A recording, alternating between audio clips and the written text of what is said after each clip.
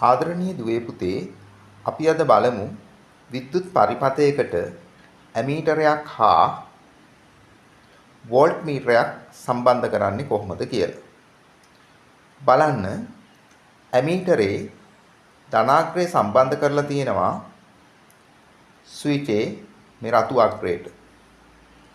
ඇමීටරේ ඍණාග්‍රය සම්බන්ධ කරලා තියෙනවා කෝෂයේ ඍණාග්‍රයට. වෝල්ට් මීටරයේ ඍණාග්‍රය සම්බන්ධ කරලා තියෙනවා බල්බේ කළු අග්‍රයට. එතකොට ඇමීටරේ ධනාග්‍රය සම්බන්ධ කරලා තියෙනවා කෝෂයේ මේ රතු අග්‍රයට.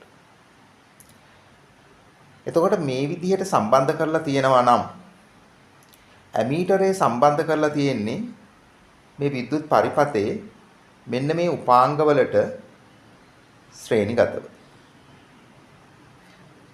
එතකොට වෝල්ට් මීටරය සම්බන්ධ කරලා තියෙන්නේ මේ බල්බේ දෙකලවරට පමණයි.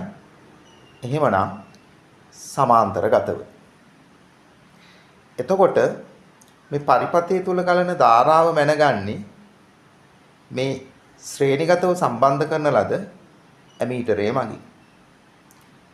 එතකොට මේ බල්බේ දෙකලවර තියෙන විභවාන්තරය මැනගන්නේ මේ බල්බයට සමාන්තරගතව සම්බන්ධ කරලා තියෙන වෝල්ට් මීටරය මගින්.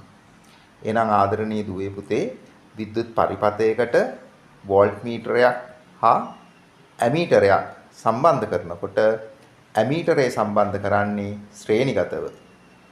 වෝල්ට් මීටරය සම්බන්ධ කරන්නේ සමාන්තරගතව.